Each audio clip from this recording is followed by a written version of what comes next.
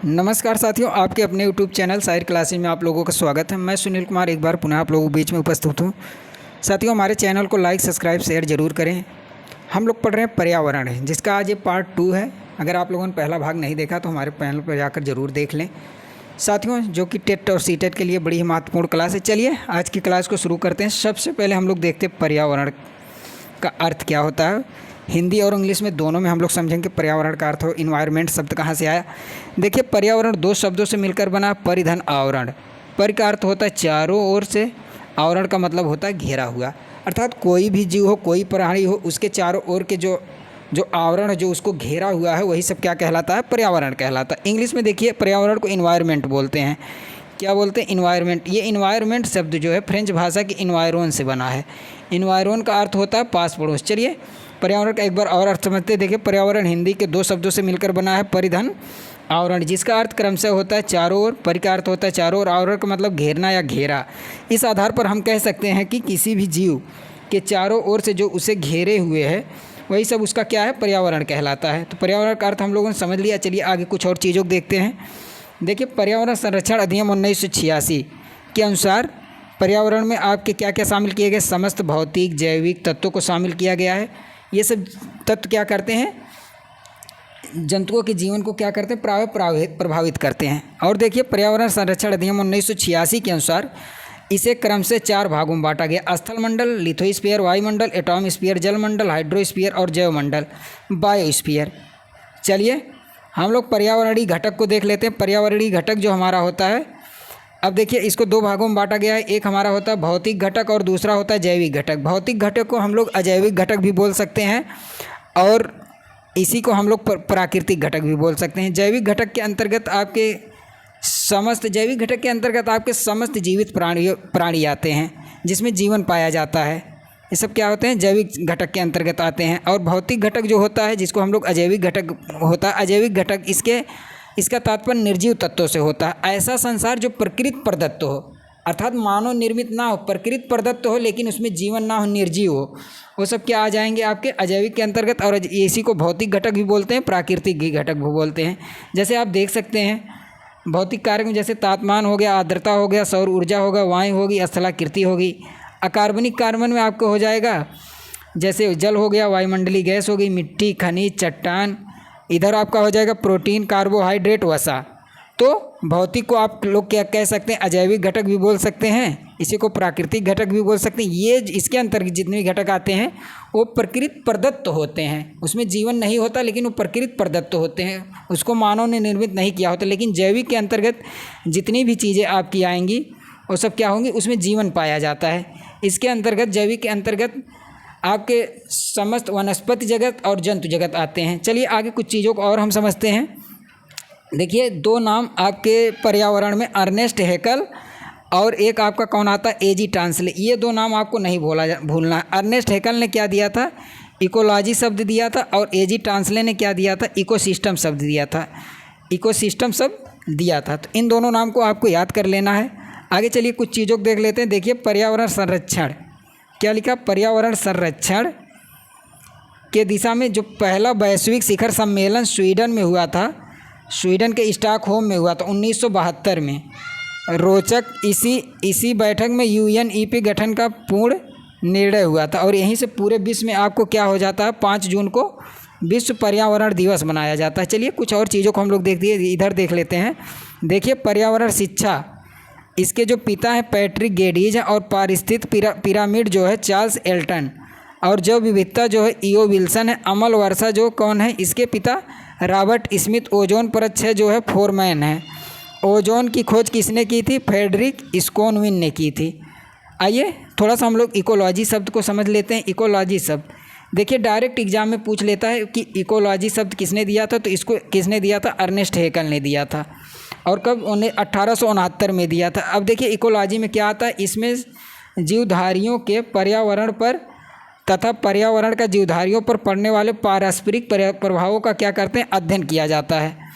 अब देखिए दूसरा हम लोग देख लेते हैं इकोसिस्टम, जिसको पारिस्थितिकी तंत्र बोला जाता है। देखिए इकोसिस्टम शब्द को किसने दिया था, एजी टांसले ने 1935 में दिया था। अब देखिए पारिस्थितिकी तंत्र क्या है, पारिस्थितिकी तंत्र वह तंत्र है जो वातावरण के जैविक तथा भौतिक सभी कारकों के परस्पर संबंधों एवं प्रक्रियाओं द्वारा संबंध एक पारिस्थितिकी तंत्र दूसरे से भिन्न हो सकता है। यह तालाब की एक बूंद जैसा छोटा तथा समुद्र जैसा बड़ा हो सकता है। अब देखिए इकोसिस्टम अस्थायी और अस्थायी दोनों हो सकता है। चलिए आगे कुछ चीज़ों को और समझते हैं।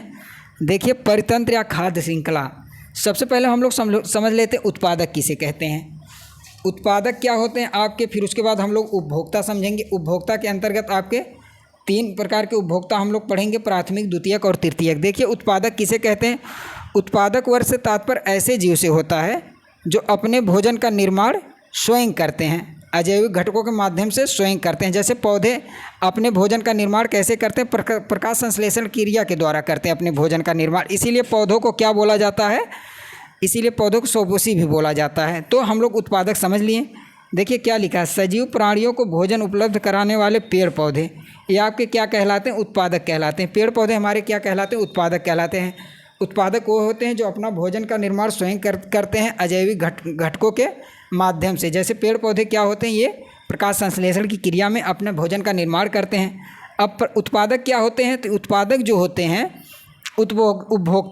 उपभोक्ता जो होते हैं, उपभोक्ता वर्ग से तात्पर्य ऐसे जीवों से होता है जो क्या करते हैं, इन्हीं पेड़ पौधों का क्या करते हैं, भोजन कर मतलब खाते हैं। तो इन्हों को क्या बोला जाता है, उपभोक्ता बोला जाता है, जो इनका उपभोग करते हैं। अब देखिए उपभोक्ता के अंतर्गत हम 3 प्रकार के उपभोक्ता को पढ़ते हैं, प्राथमिक उपभोक्ता, द्वितीयक उपभोक्ता, तृतीयक उपभोक्ता। प्राथमिक उपभोक्ता क्या होते हैं, जो पेड़ पौधों को खाते हैं, इसी पेड़ पौधों को खाते हैं, अर्थात शाकाहारी जो होते हैं, जो पेड़ पौधों को खाते हैं, वही क्या कहलाते हैं आपके प्राथमिक उपभोक्ता। जैसे गाय, बकरी, खरगोश, ये सब क्या होते हैं, ये सब आपके पेड़ पौधों को खाते हैं। ठीक है, ये सब हमारे प्राथमिक उपभोक्ता के अंतर्गत आ जाते हैं, ये पूर्ण रूप से शाकाहारी होते हैं। अब देखिए द्वितीयक उपभोक्ता में कौन आते हैं, मांसाहारी, इनको मांसाहारी बोला जाता है। ये क्या करते हैं, जो प्राथमिक उपभोक्ता के जीव होते हैं उनका ये लोग क्या करते हैं, भक्षण करते हैं, उनको खाते हैं।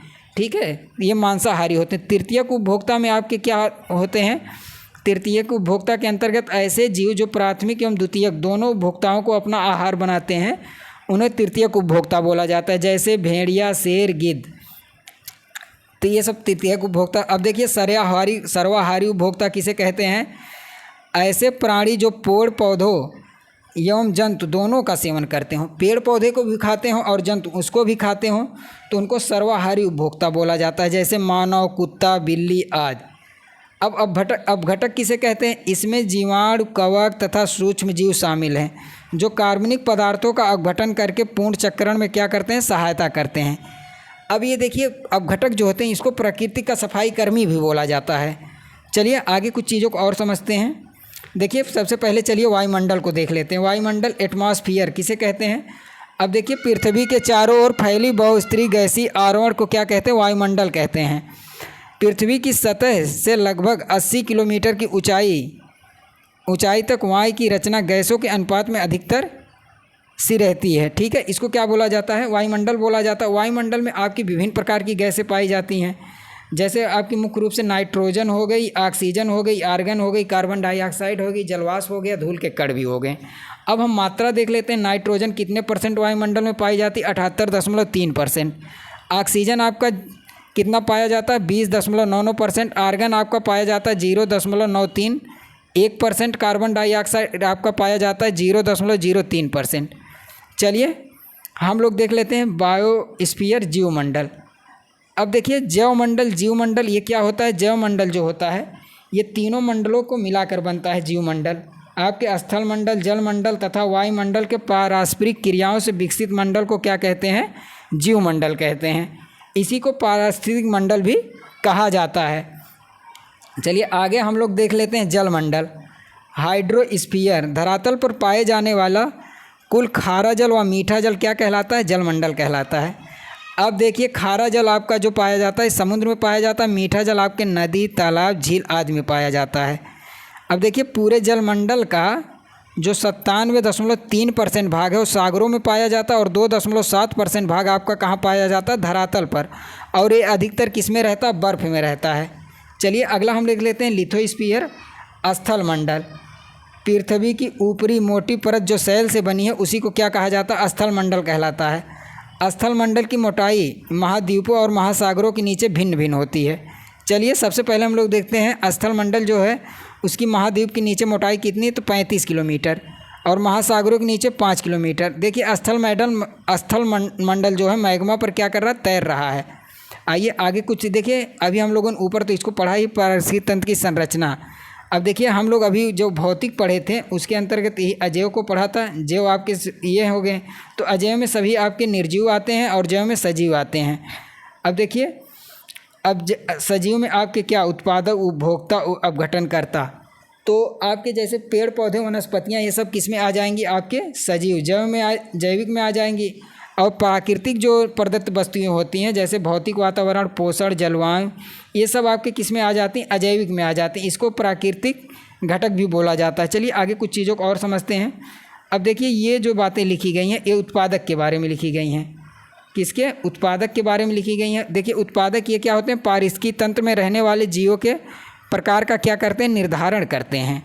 ये सौर ऊर्जा समस्त जीवों के लिए ऊर्जा का मूल स्रोत है का क्या करते हैं, प्रग्रहण करने में क्या होते हैं, समर्थ होते हैं। ये मिट्टी से प्रमुख तत्वों को अवशोषित करने में समर्थ हैं। ये वायुमंडल में ऑक्सीजन और कार्बन डाइऑक्साइड के बीच क्या करते हैं, संतुलन बनाए रखते हैं। तो आइए अब थोड़ा सा उपभोक्ता के बारे में देख लेते हैं। देखिए वैसे जीव जो अपने पोषण के लिए उत्पादकों पर निर्भर रहते हैं उनको क्या बोलते हैं, उपभोक्ता कहते हैं। देखिए सभी जंतु उपभोक्ता की श्रेणी में ही आते हैं क्योंकि क्लोरोफिल की अनुपस्थिति के कारण ये भोजन का संश्लेषण नहीं कर पाते तथा प्रत्यक्ष या परोक्ष रूप से हरे पौधों पर ही निर्भर रहते हैं। ऐसे जीव क्या कहलाते हैं, परपोषी कहलाते हैं। देखिए उपभोक्ता वही हम लोग जो ऊपर पढ़े, उपभोक्ता के 3 प्रकार, प्राथमिक उपभोक्ता, द्वितीयक उपभोक्ता, तृतीयक उपभोक्ता। तो साथियों आज की क्लास में इतना ही। बहुत बहुत धन्यवाद। मिलते हैं अगली क्लास में।